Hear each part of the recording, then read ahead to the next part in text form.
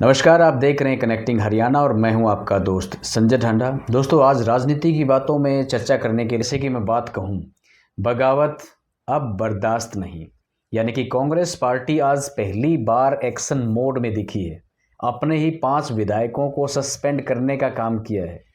पिछले 1 महीने से जब से हरियाणा में 2 राज्यसभा सीटों के लिए चुनाव हुआ था और उस दौरान क्रॉस वोटिंग का आरोप लगा था, और आज कांग्रेस पार्टी ने उन 5 विधायकों को सस्पेंड कर दिया है, निलंबित कर दिया है। हरियाणा की सियासत में देखा जाए तो आज एक बड़ा मोड़ आया है और कांग्रेस ने पहली बार एक साथ 5 विधायकों को सस्पेंड करने का जो ये बड़ा साहस दिखाया है, ये आने वाले टाइम में किस प्रकार से साबित होगा, अच्छा या बुरा, ये तो भविष्य की बातें हैं। हो सकता है इसके ऊपर जो बगावत के सुर उठते थे अब वो नियंत्रण में रहें, लेकिन ये भी हो सकता है कि कांग्रेस के अंदर जो गुटबाजी की जो बातें चल रही थी या अंदरूनी एक तरीके से कलह चल रही थी, अब वो खुल करके और सामने आ सकती है, यानी कि वो तेज भी हो सकती है। हालांकि फिलहाल इस फैसले को सही माना जा रहा है कि कांग्रेस ने इस प्रकार के कदम बहुत पहले ही उठा देने चाहिए थे, और इससे पहले भी कई ऐसे लोग कांग्रेस पार्टी के अंदर रहे हैं जिन्होंने पार्टी लाइन से हट करके काम करने का प्रयास किया है। उन पर अगर समय रहते कांग्रेस पार्टी संज्ञान लेती या एक तरीके से कंट्रोल करती तो आज ये नौबत नहीं आती। हालांकि राज्यसभा चुनाव में इससे पहले भी इस प्रकार के काम होते रहे हैं, लेकिन ये पहली बार है जब कांग्रेस पार्टी ने अपने 5 विधायकों को सस्पेंड कर दिया है, और ये साफ संकेत भी दिया है कि भविष्य में भी अगर कोई गैर पार्टी गतिविधियों में शामिल पाया जाता है तो उसके खिलाफ भी अनुशासनात्मक कार्रवाई की जाएगी। यानी कि अब डिसिप्लिन के साथ में कोई कॉम्प्रोमाइज नहीं होगा, पार्टी लाइन के साथ ही मिलकर के चलने का संदेश एक तरीके से आज इस कार्रवाई से देने का काम कांग्रेस पार्टी ने किया है। इन 5 विधायकों पर यह आरोप लगा था क्रॉस वोटिंग का। उनमें बात करें तो शैली चौधरी जो कि नारायणगढ़ से दूसरी बार की विधायक हैं, इसके साथ साथ रेणु बाला हैं जो कि साडोरा यमुनानगर से वो भी विधायक दूसरी बार की हैं। इसके साथ हम बात करें तीसरे रतिया से कांग्रेस के विधायक हैं जनरल सिंह मोहम्मद इलियास की, तो वो 5वीं बार के विधायक। कांग्रेस के अंदर उनका एक बड़ा कद माना जाता था और उस क्षेत्र में उनकी एक विशेष पहचान भी रही है। लेकिन जिस तरीके से उनके ऊपर ये आरोप लगे हैं और उसके बाद से हो सकता है वो जनता का एक तरीके से विश्वास खो ना दें, ये एक तरीके से संभावनाएं नज़र साफ साफ आ रही हैं। अब क्योंकि बीजेपी अब वहाँ पर अपना फ़ायदा उठाने की कोशिश करेगी। 5वें विधायक हैं मोहम्मद इसराइल, जो कि पहली बार जिनको विधानसभा में जाने का अवसर मिला था, और उन्होंने इस प्रकार से वोट क्रॉसिंग के मामले में दोषी पाया गया है उनको, क्योंकि कांग्रेस पार्टी में उनके पिता जलेब खान जी का एक बड़ा कद माना जाता था, एक बड़े चेहरा थे उस क्षेत्र के वहाँ के। तो जिस तरीके से मोहम्मद इसराइल को क्रॉस वोटिंग के मामले में आरोपी पाया गया है और उनके ऊपर ये सस्पेंशन एक तरीके का लगा है या उनको दिया गया है, तो निश्चित तौर पर उनकी छवि के ऊपर तो असर पड़ेगा ही पड़ेगा। 5 विधायकों को निलंबित किए जाने के बाद से न केवल ये कांग्रेस पार्टी के भीतर एक हलचल पैदा हुई है, बल्कि पूरे प्रदेश की राजनीतिक हम सियासत की बात करें तो वहां पर एक नई उथल पुथल सामने आई है। अब 5 विधायकों के निलंबन के बाद होगा क्या, एक विश्लेषणात्मक तरीके से हम बात करें तो वैसे देखा जाए तो कांग्रेस ने इनको एक तरीके से लटका सा दिया है, क्योंकि लटकाने का मतलब ये है कि अगर ये आगे कोई इस प्रकार की कार्रवाई करते हैं तो पार्टी इनको निकालेगी, और अगर पार्टी इनको निकालती है तो इनका कुछ बिगड़ना नहीं है।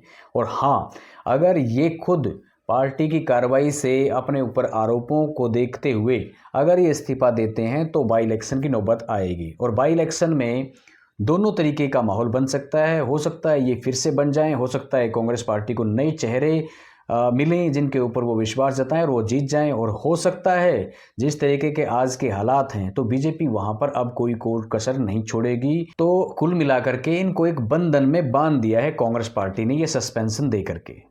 अब क्या हो सकता है कांग्रेस पार्टी की हम बात करें तो कांग्रेस पार्टी के अंदर जिस तरीके से पिछले कुछ सालों से जब से बीजेपी सत्ता में आई है तब से लेकर के आज तक हम बात करें तो हर इलेक्शन में कहीं ना कहीं गुटबाजी की बातें सामने आती रही हैं।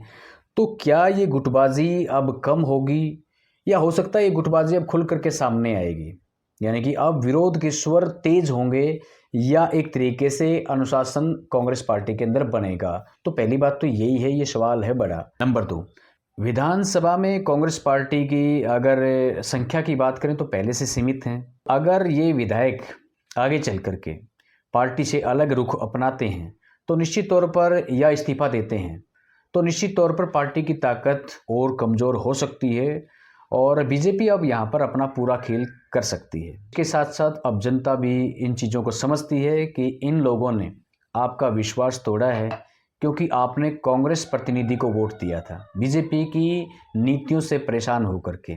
और अब इन लोगों ने जिस तरीके से क्रॉस वोटिंग करना एक बड़ी बात हो सकता है लोगों के लिए नहीं हो, लेकिन पैसे लेने का आरोप या पैसे लेने की जो बात एक तरीके से लोगों के बीच में फैली है उससे निश्चित तौर पर लोग इनसे खफा हो सकते हैं। तो निश्चित तौर पर खास करके हम उन क्षेत्र की बात करेंगे जो पिछले कुछ सालों से वहाँ पर लगातार अपनी पैठ बनाने में कामयाब रहे हैं, खास करके मोहम्मद इलियास और मोहम्मद इसराइल की बात की जाए तो।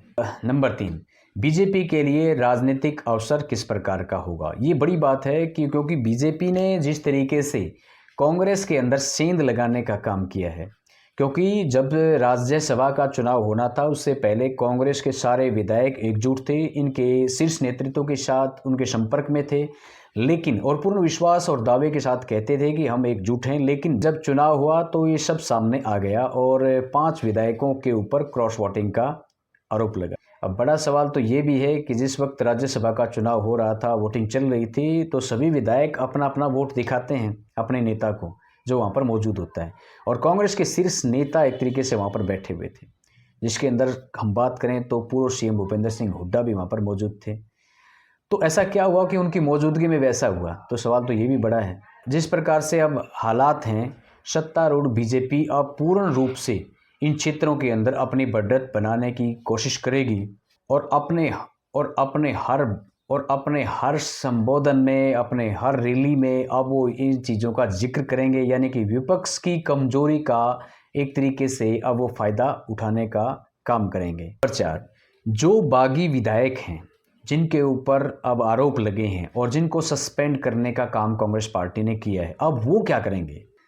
सस्पेंड किए गए विधायक अब एक नया रुख अपना सकते हैं, निर्दलीय रुख, पार्टी बदलने या दबाव की राजनीति जैसे विकल्प चुन सकते हैं। अगर इनमें से कुछ विधायक खुल करके विद्रोह करते हैं तो यह सियासी हलचल और भी बड़ा एक तरीके से मोड़ ले सकती है। नंबर 5, कांग्रेस हाईकमान की शक्ति, अब ये फ़ायदा है या नुकसान है, तो ये भी देखने वाली बात है। कांग्रेस ने ये साफ सख्त संदेश दिया है कि आगे से अगर कोई भी गैर पार्टी गतिविधियों में संलिप्त पाया जाता है तो निश्चित तौर पर उसके ऊपर सख्त कार्रवाई होगी और अनुशासन के साथ में कोई समझौता नहीं होगा। यानी कि पार्टी में अब पार्टी लाइन के साथ, उसकी नीतियों के साथ आपको उनके पालन करते हुए पार्टी में बने रहना पड़ेगा। ये पूरा घटनाक्रम सिर्फ 5 विधायकों का मामला नहीं है, बल्कि ये हरियाणा कांग्रेस की आंतरिक स्थिति, नेतृत्व, नियंत्रण और भविष्य की रणनीति का सवाल भी है। हरियाणा में यह सस्पेंशन एक साधारण अनुशासनात्मक कार्रवाई नहीं है, बल्कि आने वाले समय की बड़ी राजनीतिक हलचल का संकेत भी है।